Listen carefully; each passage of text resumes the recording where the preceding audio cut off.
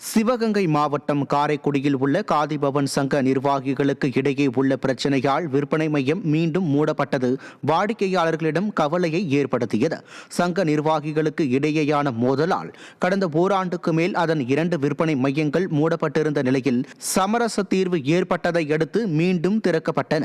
இந்நிலையில் செவ்வாய்க்கிழமை காதிபவன் விற்பனை மையத்திற்கு வந்த சங்க நிர்வாகிகளில் ஒரு குழுவினர் நீதிமன்றத்தில் வழக்கு நிலுவையில் உள்ள நிலையில் விற்பனை மையம் திறக்கப்பட்டது சட்டவிரோதமானது என கூறி எதிர்ப்பு தெரிவித்ததால் விற்பனை மையம் மீண்டும் மூடப்பட்டது.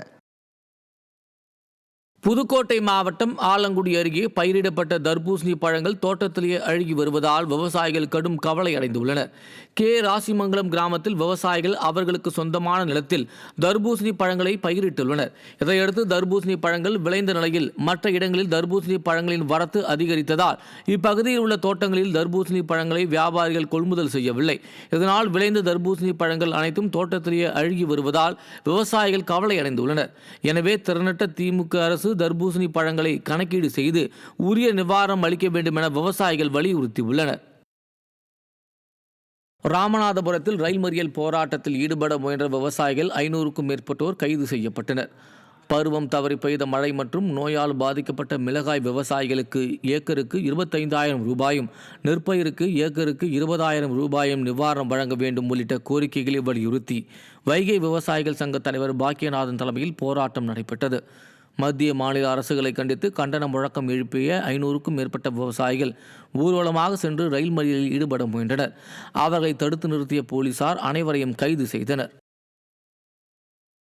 பாதிக்கப்பட்ட விவசாயிகளுக்கு ஏக்கர் ஒன்றிற்கு 20,000 வழங்க வேண்டும் என தமிழக அரசையும் மத்திய அரசையும் வலியுறுத்தி ரயில் மறியல் ஆர்ப்பாட்டம் நடைபெறுகிறது. ராமநாதபுரம் மாவட்டத்தில் 16,500 ஹெக்டேர் பரப்பளவில் மிளகாய் சாகுபடி செய்யப்படுகிறது. மிளகாய் சாகுபடி தொடர் மழையாலும் பல்வேறு நோய்களாலும் முற்றிலும் பாதிக்கப்பட்டு விட்டது. திருவண்ணாமலையில் நண்பர் பிறந்த நாளுக்கு வாழ்த்து பேனர் கட்டிய +2 மாணவர் உட்பட 2 பேர் மின்சாரம் தாக்கி சம்பவ இடத்திலேயே உயிரிழந்தனர். அண்ணா நகரை சேர்ந்த +2 மாணவர் லோகேஷும் திருநகரை சேர்ந்த 18 வயதான தனுஷ்குமாரும் நண்பர்கள். இவர்கள் இருவரும் தங்கள் நண்பர் ஒருவரின் பிறந்த நாளுக்கு வாழ்த்து பேனரை திருவண்ணாமலை மணலூர்பேட்டை சாலையில் டிரான்ஸ்பார்மர் அருகில் வைக்க முயன்றுள்ளனர். அப்போது அருகில் இருந்த மின்கம்பியில் பேனரின் ஃப்ரேம் பட்டதில் இருவர் மீதும் மின்சாரம் பாய்ந்து சம்பவ இடத்திலேயே துடிதுடித்து உயிரிழந்தனர்.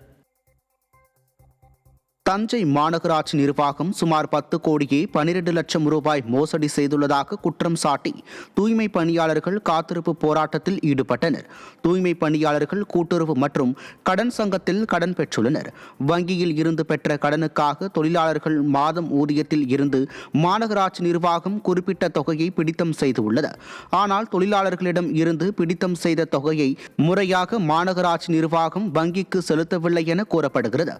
திறனற்ற திமுக அரசின் மாநகராட்சி நிர்வாகம் முறைகேட்டில் ஈடுபட்டது மக்கள் மத்தியில் அதிருப்தியை ஏற்படுத்தியுள்ளது.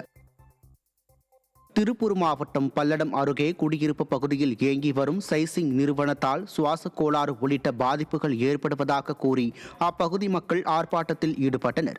அண்ணா நகர் பகுதியில் உள்ள சைசிங் நிறுவனத்தில் 300க்கும் மேற்பட்ட விசைத்தறிகள் இயங்குவதால் அதிக அளவிலான நில அதிர்வு, சுவாச கோளாறு, மூச்சு திணறல் ஏற்படுவதாக அப்பகுதி மக்கள் குற்றம் சாட்டியுள்ளனர். இதுகுறித்து காவல் நிலையம் மற்றும் மாசு கட்டுப்பாட்டு வாரியத்தில் புகார் அளித்தும் விடியா திமுக அரசு எந்த நடவடிக்கையும் எடுக்காததால் அப்பகுதி மக்கள் ஆர்ப்பாட்டத்தில் ஈடுபட்டனர். இடத்துல பின்னாடி ஒரு சைசிங் கம்பெனி ஒரு தனியார் நிறுவனம் இயங்கிட்டு வருது. அதில் அதிகப்படியான ஒளி மாசும் காற்று மாசும் ஏற்பட்டு இருக்கு. இது குறித்து பொதுமக்கள் அனைவரும் நிறைய புகார் கொடுத்துருக்காங்க. இந்த இடத்த சுற்றி பார்த்தீங்கன்னா கிட்டத்தட்ட 1000-1500 மக்கள் வீடுகளுக்கு மேலே இருக்குது. இங்கே நிறைய குழந்தைங்க முதல் வயசானவங்க வரைக்கும் இருக்காங்க. இந்த ஒளி மாசுபாடு பாட்டினால நிறைய குழந்தைங்களுக்கு பெரியவங்களுக்கு மன அழுத்தம், அந்த ஹியரிங் லாஸ் கூட ஏற்பட வாய்ப்பு இருக்குது. அதே மாதிரி அவங்களுக்கு பிபி லெவலும் அதிகமாகும், ரைஸ் ஆகுது. ஏன்னா விடிய கேட்டே இருக்காங்க. நாங்கள் இங்கே எப்படின்னா பூகம்பம் வராமலே நிலநடுக்கத்தை உணர்ற மாதிரி இருக்குது. தருமபுரி மாவட்டம் பாலக்கோடு அருகே தேசிய நெடுஞ்சாலையில் 70% பணிகள் நிலுவையில் உள்ள நிலையில் அடாவடியாக சுங்கவரி வசூலிப்பதாக வாகன ஓட்டுநர்கள் குற்றம் சாட்டினர்.